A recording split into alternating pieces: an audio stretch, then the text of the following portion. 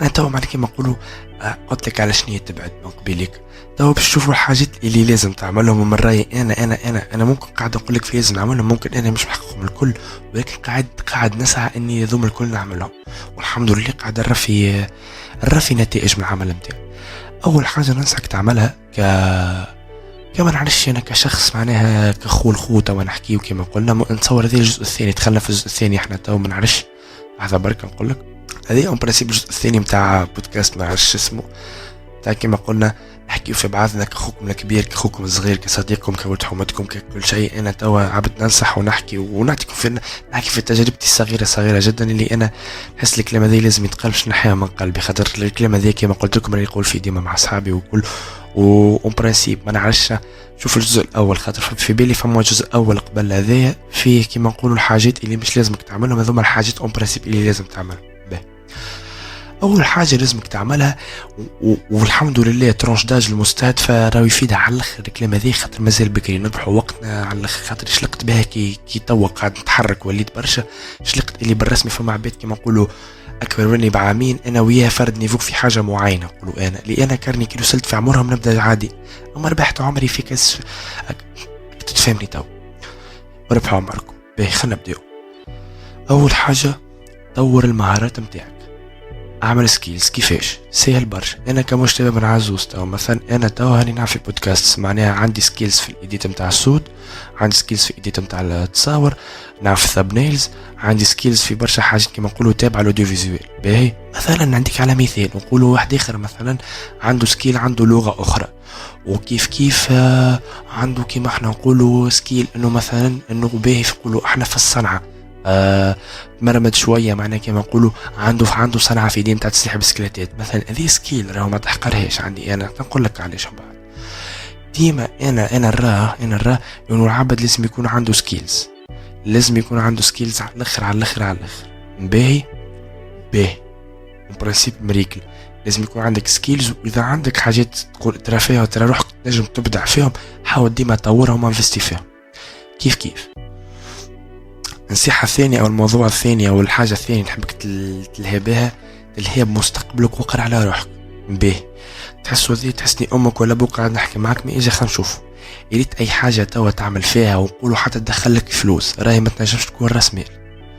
فما حاجات مفروضة علينا راه باش تحاول تثور عليها 95% مش باش تنجح. ونحكي معك بمجرب راه أنا مجرب وطو إن شاء الله في أوقات أخرى نحكي لكم ترو ستوريز أنا عملتهم وعملت حاجات عملت منهم رسم لهم ما يجيو شيء. اللي تعلمته من التجربة الخايبة اللي صارت لي انه القراية هي قبل كل شيء، ومن بعديك اي حاجة اخرى تجي ما بحثها من بعد. علاش؟ خاطر انا عندي كانك صاحب شهادة عليا ومتخرج بنسبة جيدة اكيد راك باش تلقى خدمة واكيد راك تنجم تحل مشروعك الخاص. بالله سامحني مستقطع 20 ثانية. بالنسبة للعباد اللي تحب تولي دي زونتربرونور و دي بيزنس مان سي تروك بالله كيفاش باش تعملهم انت نعرفش انا ما تعرفش بهيم ياسر ما تعرفش تحسب حسبه وما تفهمش في الاقتصاد وما تفهمش في اي حاجه معناها تبع اقتصاد وما تعرفش كيفاش تصنع الفلوس انت عبد صفر معناها ماكش قاري ماكش مثقف ماكش بتخل الليسيم تاعك معناها ماكش شاربه معناها حتى بريود الليسيم ماكش فاهم فيها حد شيء تحب تعمل مليارات وانت بيدك اصلا ماك فاهم شيء ماني فاهم راهي القرايه تحل المخ مهما كانت راه. والقرايه مانيش نحكي معناها كيما نقولوا قرايه ليسير تنجم تمشي تعمل فورماسيون 3 سنين تعمل اي موضوع انك تقرا عندك شهيد عندك حاجه رسميه. هذيك صاحبي شنية تدلها لك بمستقبلك صاحبي مستقبلك هي قرايتك هي رسميتك ومش مش ديما مش هي بركه ما هي حاجه مهمه ولازم تعدى بها خاطر هي القرايه تحل المخ. ومهما مش تنجم تعمل انت تخمم باش تولي انتربرونور وباش تعمل مشروعك الخاص لازم كيما نقولوا مدارك معينه باش تقدر انك تستوعب هذاك الكل. هذه حاجة قاعد نحاول نعمل فيها واني ديجا انا فشلت فيها ديجا توا نهار فاشل اللي تسمى ذي يعني نحاول نعمل ستيل دو في صحي واني فايق من ساعتين متاع الليل نحاولوا ايامات القرايه خير شويه نحاول نعمل ستيل دو في بي نقوم 6:30 7 كذا صحي معناه من كل ما صحي مونتالمون، انك مثلا نقولوا تصلي شويه، كما نقولوا احنا تفطر مليح، كما نقولوا تعمل سبور في العشيه، ما نعرفش انا.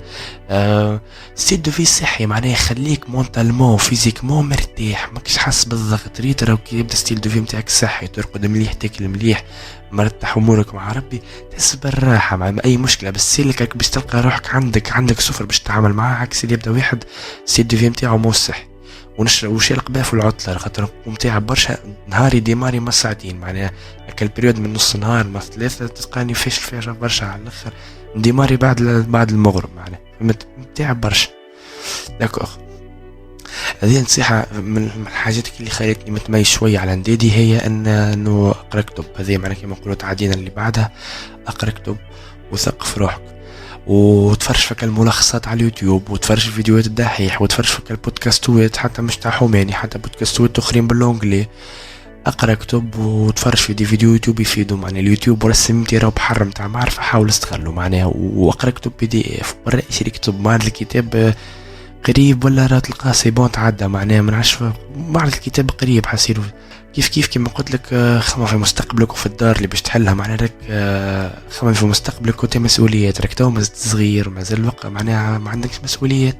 حاول تزغر لك الوقت اللي ما عندكش فيه مسؤوليات، خاطر راك من بعد باش تحد على مسؤوليات وفاتورة ماء وضوء، باش تحد على نفقة وبرشا حاجات علينا معناها. انت تعيش في تونس معناها، حضر روحك لسيناريو النفقة في اي لحظة معناها، فهمتني؟ يفدلك عليكم يعني، حاولوا عرفوا تختاروا باش ما تحلوش فيها الحكايه هذيا. وديما سامحوني على الفان الماستر على الاخر، ما هذايا واقع، دارك هيوم هذايا واقع. نرجع للنقطه نتاعي، خمم في مستقبلك وفي الدار اللي باش تحلها. خمم انت باش تولي مع اونجاجي مع بيت، وخمم انت باش تولي اونجاجي مع صغار مع كذا. انت عندك مسؤوليه لازم تحضر في روحك من توا باش ما تصيرلكش كوارث. ما توليش انت مكان الامثله اللي يحكيوا عليهم في قاعده التقلقيله نتاع العائلات، كانت مثال نتاع رجل فاشل في فتح اسره. فهمتني بابا الغالي؟ نحبش اصدقائي معناها يوليو عرضه للتقلقيل نتاع نتاع نساء الكبار، راهو يخوف تقلقيل نساء الكبار، اختر تقلقيل يا صاحبي. اي خويا باش نسرحوا احنا تو. نتصور انك اثرت عليك، نشكركم برشا معناها على المتابعه. كان وصلت اللحظه دي من البودكاست يعني عندك سوفر وعندك ريتنشن عالي معناها. شكرا جزيلا يعني على المتابعه. دمتم في رعايه الله. كان معكم المجتمع بن عزوز. سلام من الله عليكم.